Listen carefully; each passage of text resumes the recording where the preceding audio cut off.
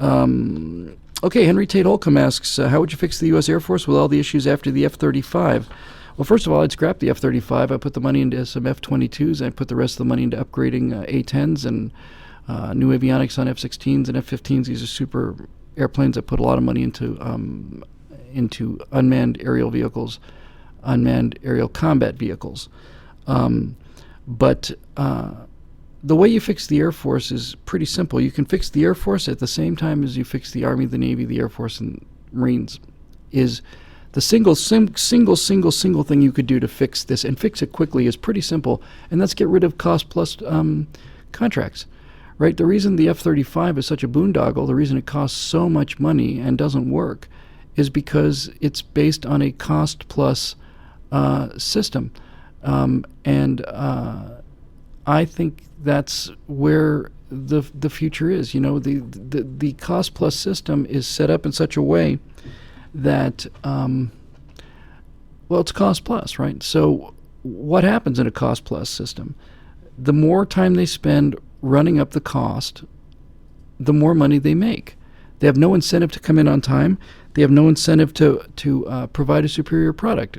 The incentive for cost plus, basically cost plus, if you don't know, is where the government says, tell us what it's going to cost to build 500 F-35s, and we'll pay you that plus a percentage of profit, a set percentage of profit. So now let's imagine you're Lockheed. What's Lockheed's position? All right. The more of these planes that we build, the longer it takes us to build these planes, the more we get paid. The higher the cost gets, the more we get paid, because we get paid cost. If you're Lockheed, what you really come down to is you suddenly realize, the perfect world for us would be to never deliver the airplanes, because if we never deliver a single airplane, if they would stand for it, if I'm Lockheed, my position would be, if we could figure out a way to never deliver an airplane, but just keep billing them for cost, then we're all employed forever and happy days. Why would we want to get off of this cash cow? The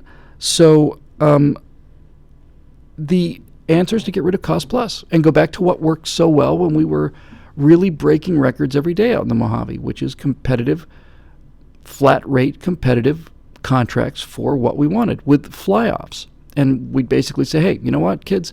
We got $700 billion, and we need 600 airframes, and they need to do this, this, and this. Anybody want the 600 billion? Turns out a lot of companies would. Great. Build us some prototypes and fly them off. That's what they did with the F-22 and the F-23, and they've done the F-16 and the F-18, and so on and so on and so on. And then what happens is the dynamic completely inverts itself. Now the companies are incentivized to do two things. They're incentivized to put in a lower bid, a less expensive bid, and they're incentivized to produce as much performance as they can, because if they don't, not only do they not get the contract, but they're out the money it took for them to build the prototype. And if you don't think you can build a prototype that can win, you're probably in the wrong business. And it's really, really simple. It's really simple. Just do that, and these problems go away. Get rid of cost plus contracts, and it goes away in NASA, it goes away in the military. All this stuff is done this way.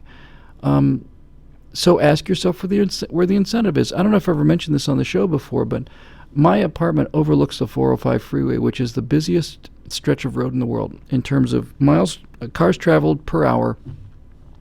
The 405 takes the cake.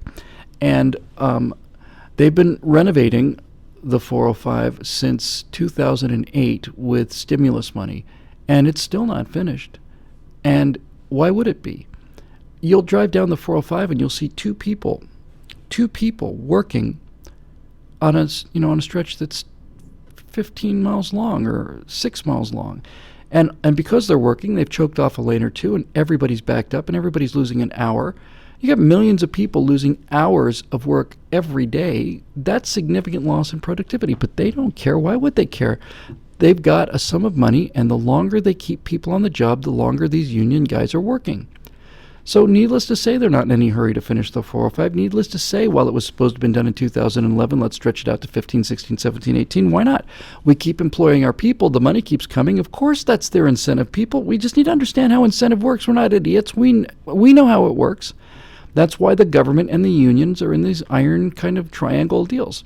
Here's the deal. We'll charge the taxpayers some outrageous amount of money. You put 3 guys on the job, we'll pay them forever. Sweet. Now here's why I bring this subject up.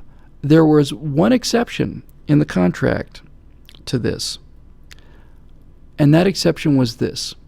At 2 times during the renovation of the 405 freeway, at 2 different intervals during that time, it was going to be required to basically bring down a bridge over the top of Sepulveda Pass. And there was no way to bring that bridge down by blocking off a lane or 2 or 3, because inconveniencing people, they're happy to do for 20 years.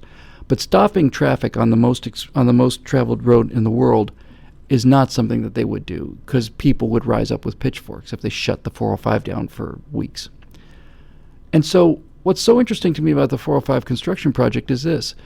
It's gone on and on and on and on and on and on and on and on and on, except for the 2 times they had to bring that bridge down. They did it a couple years apart. They brought the one side span down and ran everybody on half a span. Then they brought the other side span down and ran people. It was a little road. It was just Mulholland Drive, I think it was. But here's what's interesting about that. That required closing the freeway. And everybody said it was going to be Carmageddon here in L.A. But the contractors had built into the contract a provision that said that if this work isn't done in 48 hours or whatever the number was, 45 hours, something like that, that they would start paying $50,000 an hour, or I forget what the numbers are, but you get the idea, right? That they were going to start paying, getting charged $50,000 an hour or whatever for every hour over that limit, and that number rose sort of exponentially.